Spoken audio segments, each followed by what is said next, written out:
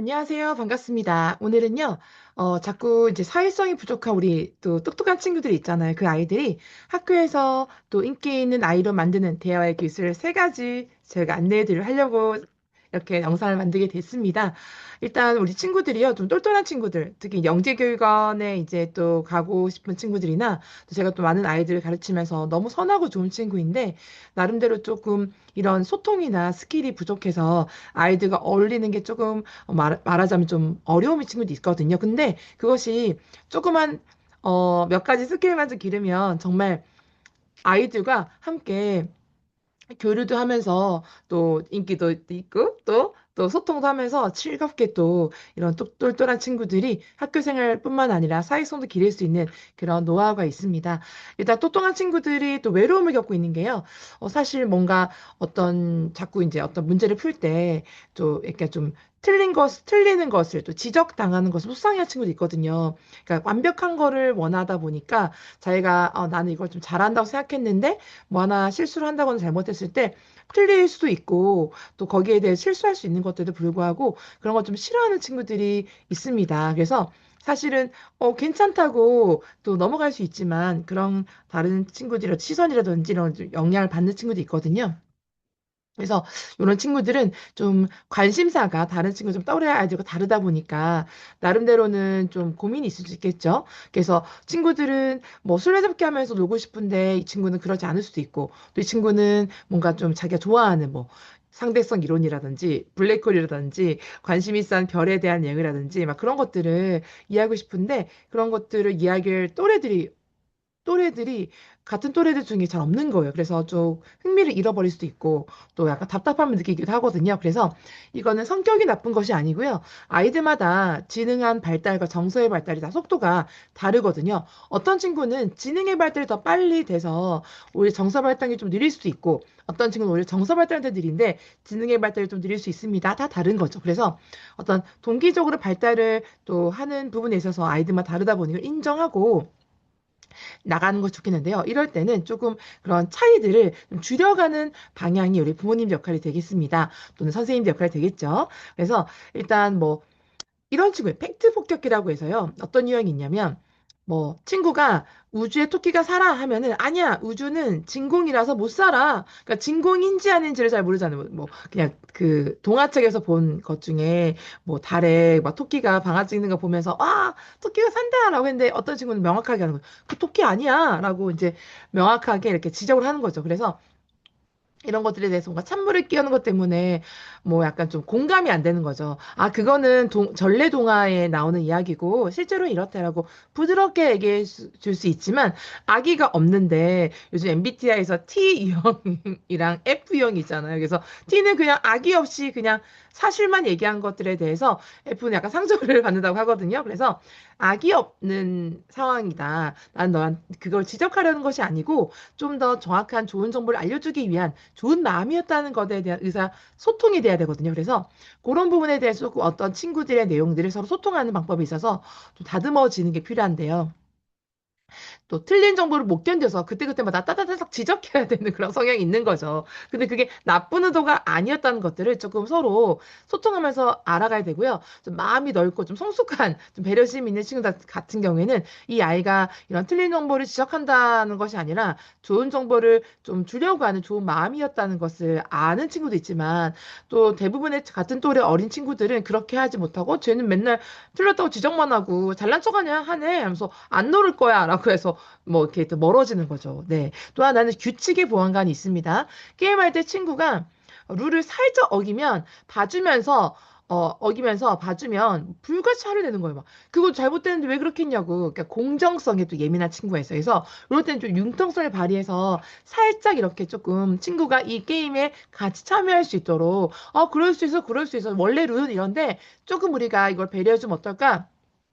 라고 하면서 좀 기다려주거나 양보하거나 조금 그 함께 가는 게 필요한데 얄짤없이 네 진짜 확 자르는 거죠. 그래서 이런 것들을 융통성을 좀 길러줘야 되는데 공정성에 대한 예민함이 있다 보니 중요하죠. 공정성은 되게 중요하지만 그런 융통성 부분에 부족하지 않도록 보여야 되고요.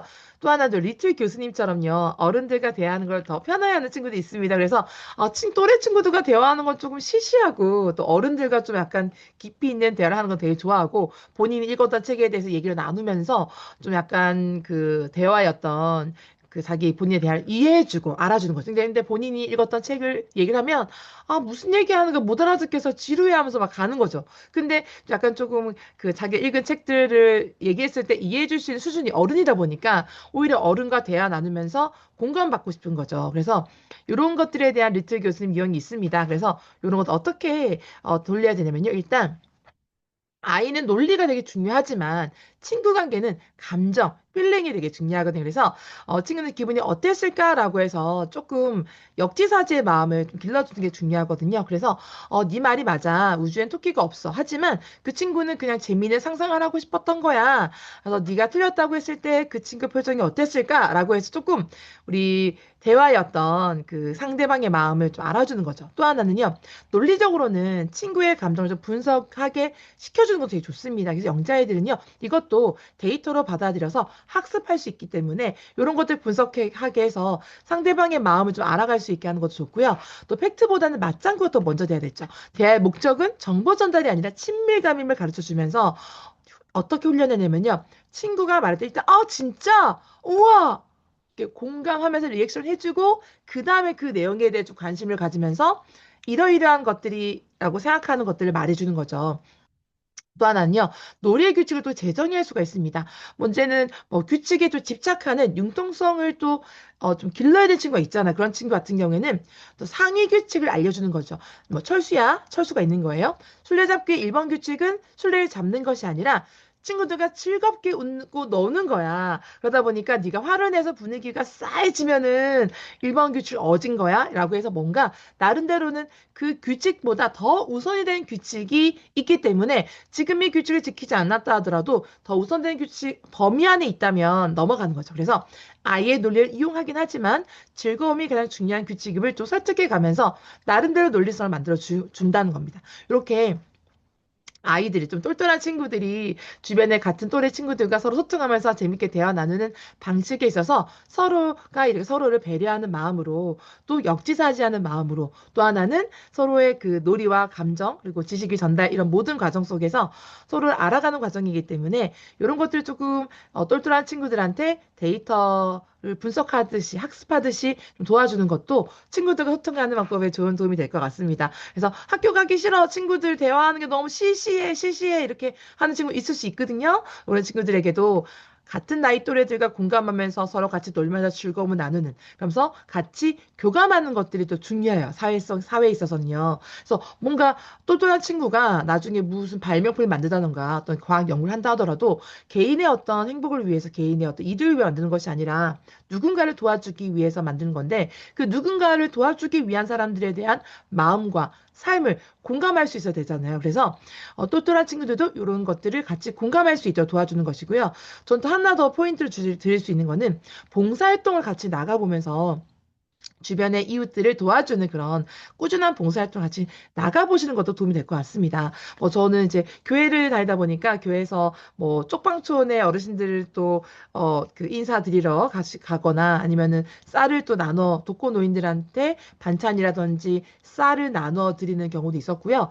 또는 뭐 그 천사의 집 같은 데 그쵸 발달 장애 있는 친구들을 좀 만나가면서 그들을 도와주기도 하고 또 뭐 사랑의 그 마을 사랑 마을이라고 해가지고요 보육원의 친구들도 함께 같이 또 교감하는 시간도 가질 수 있고요 여러 가지 우리 사회에 봉사활동할 수 있는 곳이 많은데요 그러면 사실 다른 사람의 마음을 이해할 수 있고요 또 봉사활동하면서 누군가가 나로 인해서 기뻐하고 행복해하는 것 통해서 더더욱이나 또 더 행복을 느끼고 감사를 느낄 수 있기 때문에 그런 것들의 기회를 같이 주시는 것도 되게 도움이 될 것 같습니다.